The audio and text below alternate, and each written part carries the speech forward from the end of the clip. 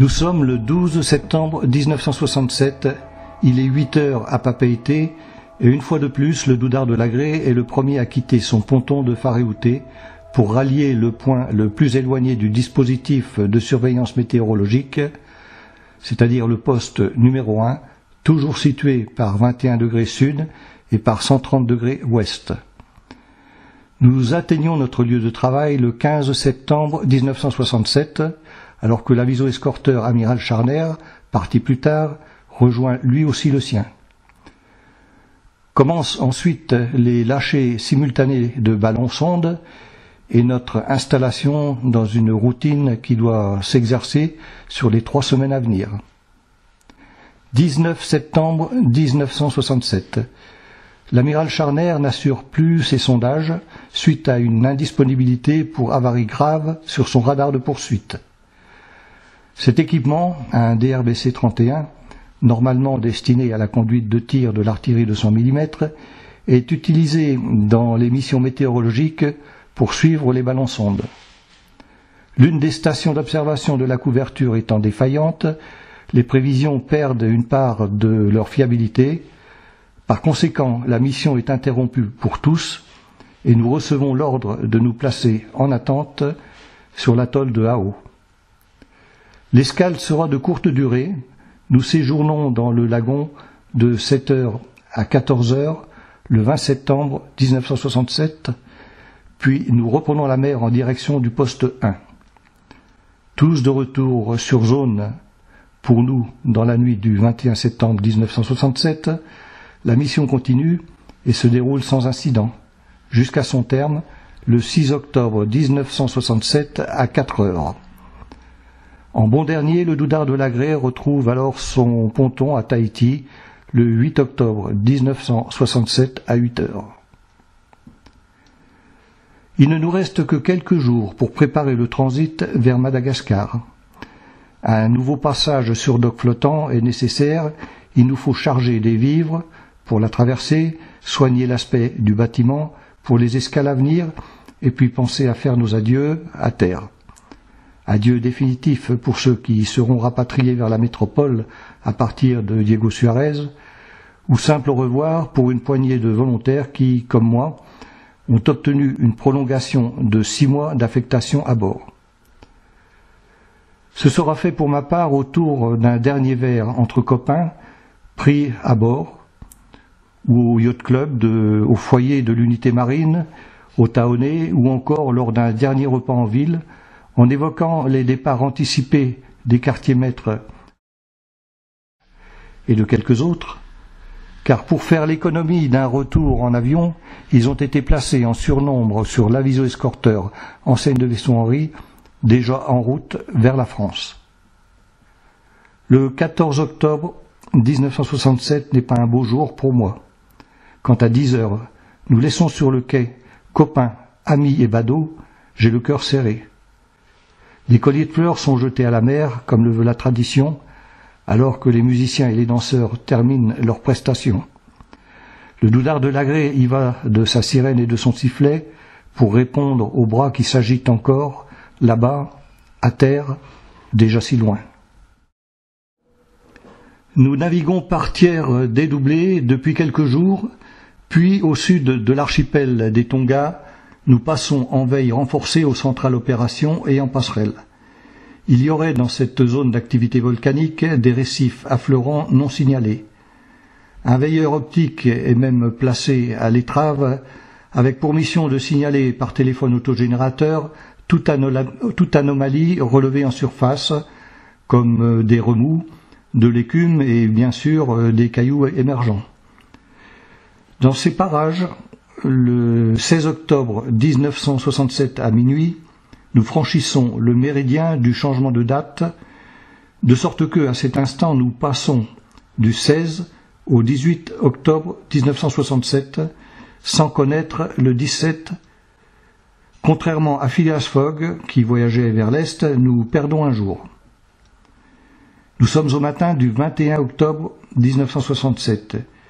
Et c'est sans encombre que nous arrivons par la passe de la Havana dans le lagon sud-calédonien.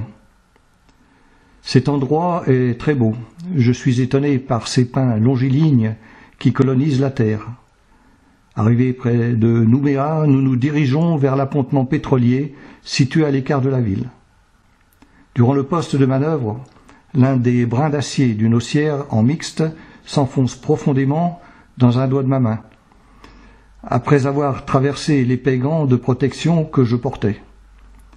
Pour compléter une journée si mal commencée, tout en restant dans le thème, alors que je me balade dans les collines arides qui nous entourent, je côtoie d'un peu trop près une plante grasse qui me laisse des dizaines de ces épines plantées un peu partout. En fin d'après-midi, nous appareillons pour prendre un poste à la base navale de la pointe Chalex. Durant la courte traversée, j'observe sur l'île Nou, qui défile à tribord, quelques constructions qui sans doute appartiennent à l'ancien bagne. Enfin, nous sommes à quai. J'ai une pensée pour Jean Corne qui a hanté ces lieux pendant plus de 3 années, affecté d'abord à l'unité marine, puis ensuite sur la Nacarquoise, où il avait trouvé un permutant. Ce soir, je ne pars pas à la découverte de Nouméa, je vais vérifier la réalité des récits de Patoche le Bosco. Toujours avec les habituels copains, nous déambulons vers le centre de la cité, vers la place des Cocos. Nous avons auparavant exploré la plage de la baie des Citrons, mais compte tenu de leur avancée, plus que d'un bain, c'est d'un restaurant dont nous avons besoin. Nous en trouvons vite un à la hauteur de nos moyens financiers, et s'il n'est pas somptueux, la carte, elle, y est très engageante. On y sert de la langouste fraîchement pêchée. Du reste, une paire d'antennes d'un de ces crustacés décore l'un des murs de l'établissement. Elles font plus d'1,20 m, nous renseigne-t-on. Sans espérer avoir de tels phénomènes dans nos assiettes, nous en commandons tous, et c'est un vrai régal. Il fait déjà nuit quand les cocotiers de la place du même nom apparaissent au-dessus des toits. Nous terminons là notre première visite devant un verre à la terrasse d'un café. Un taxi nous ramène ensuite à Chalex, bien fatigués par une journée bien remplie. Aujourd'hui, 22 octobre, nous poursuivons notre visite de là où elle s'est interrompue. Dès le matin, nous prenons des chambres à l'hôtel La Pérouse, en haut de la place des Cocos, si belle sous le soleil. Toute la ville est ensuite arpentée, de Lansvata au port de commerce, avec une incursion dans le quartier wallisien à la recherche de tapas, et aussi nous visitons la cathédrale. Une partie de l'après-midi sera réservée à la plage de Lansvata, baignade suivie d'un rafraîchissement à la terrasse de l'hôtel Nouvata, près de la piscine. En soirée, comme nous manquons d'imagination, c'est dans une boîte de nuit tahitienne que nous élirons domicile, avant de rejoindre notre hôtel tard dans la nuit. Au cours de cette escale, j'ai visité 2 fois le petit aquarium du professeur Catala.